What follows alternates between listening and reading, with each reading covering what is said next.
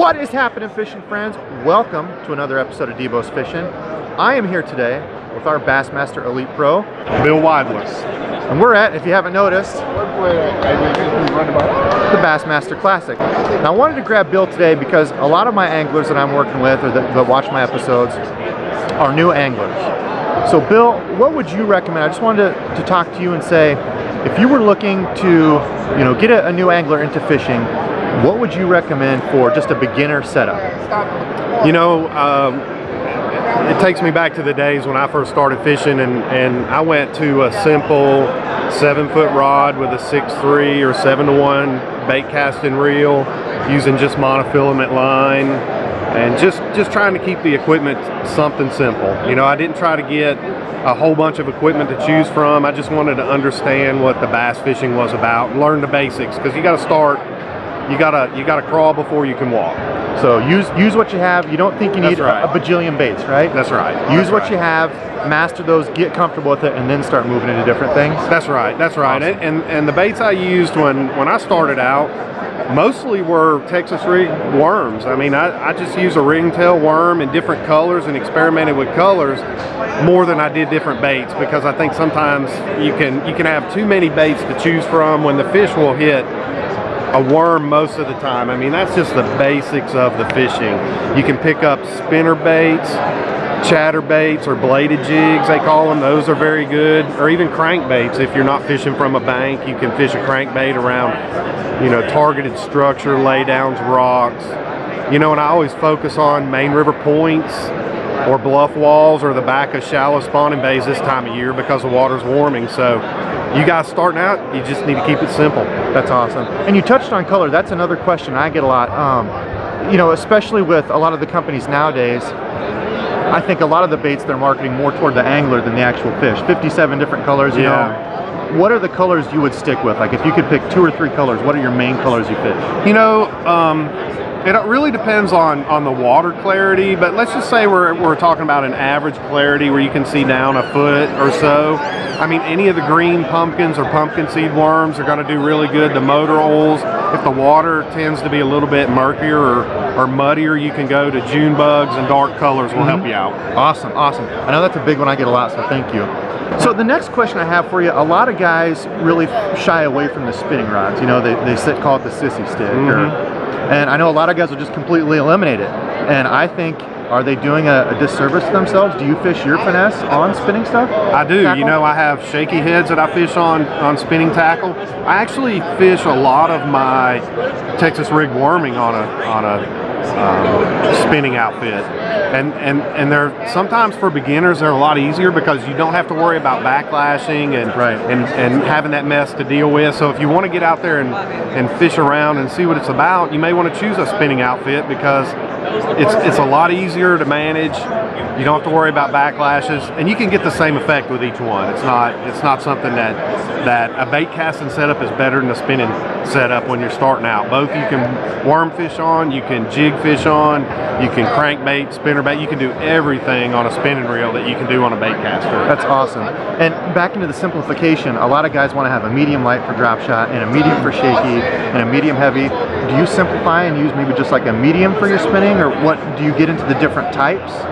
Let me break it down to where I was when I was a beginner. Yes. Because right now I have specifics for everything. I mean, my boat's loaded with 35 to 40 rods, but yes, when I first started out, it was a medium heavy 6'6" to 7-foot rod in the spinning and the bait casting, and I think I have one of each just to experiment with. So. Yep. And that's what I would do, just to get comfortable with it.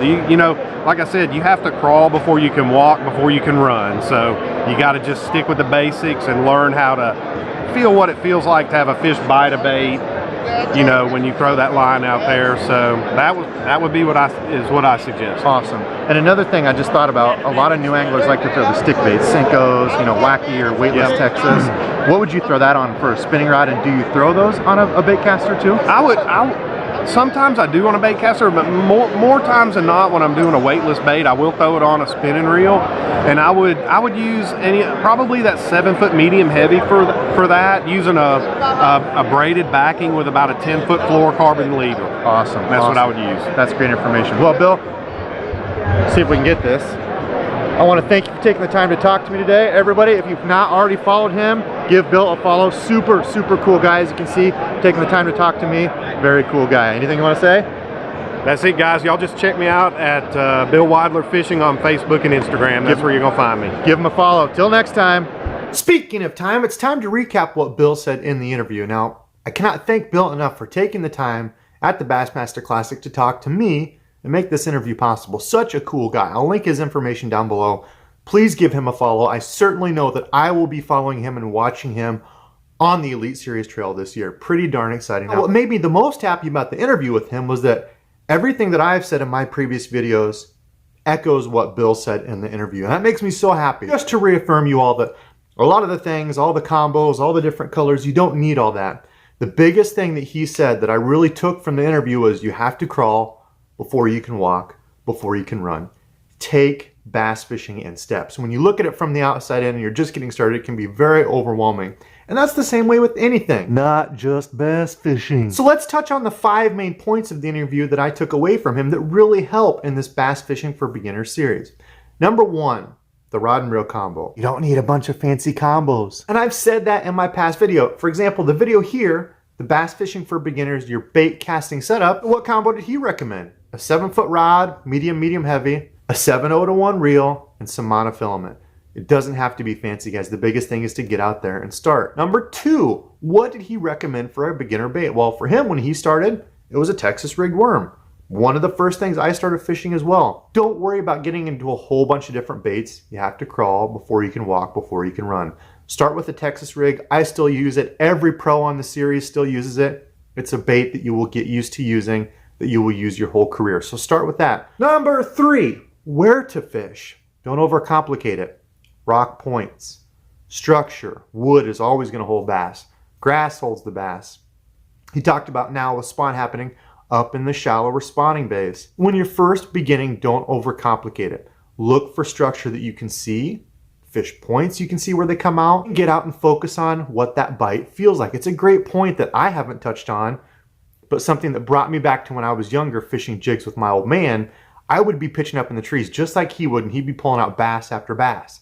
I couldn't tell if it was a tree or a bite, and it's just something that you get used to after doing it for time. So don't get discouraged when you're like, I don't know, is that a bite? Is that a bass? Is that a tree? Am I stuck in grass? It just takes time and experience, and that's okay. It will all come together. Number 4, what did Bill say about colors? Keep it simple. He kept a couple when he was starting out. Green pumpkin, great for clearish stain water, and a dark color, JUNEBUG or black and blue. Those 2 colors you can fish pretty much anywhere and be successful. 2 colors that I always make sure I have, and we've kind of touched on that in some of my past videos. Keep it simple. And number 5, it's close. Don't skip the spinning tackle. You are doing yourself a disservice if you only throw a bait caster.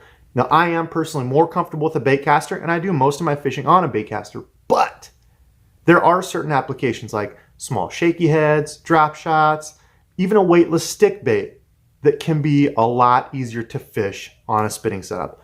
I always make sure I have one. So if you're first starting out and you can only afford a couple combos, get a good bait casting combo and get a good spinning combo. Use those 2 when you're starting out. Don't worry about having 20. So I hope this interview helped you all. I found it very informative, and I cannot thank Bill enough for taking the time to come and talk to me at the Classic. So let me know, what video do you want to see in the next Bass Fishing for Beginners series? We could talk about baits. We could talk about the color of the baits. We could talk about where to fish, or we could just talk about, well, anything you all want. Let me know in the comments below. If you're not already subscribed to my channel, please do so for more informative videos just like this one, and maybe more interviews. Until next time,